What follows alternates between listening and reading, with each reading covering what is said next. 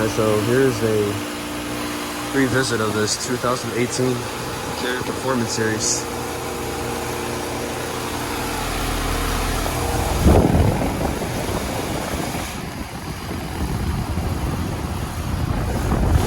It is very loud.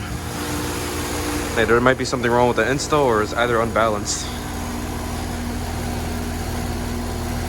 This is from the 43rd week of 2018. It's a 410. It was installed in January 2019, replacing a 2005 Rheem Classic that used to be here, and they actually relocated it.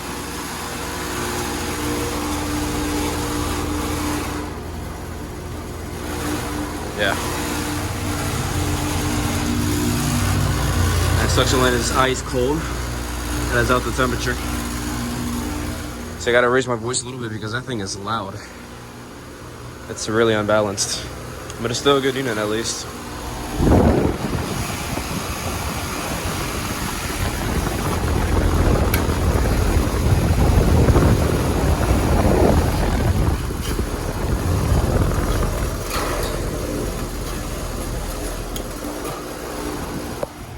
Yeah, he's trying to figure out what's going on because this thing has been loud ever since a huge storm that happened around here.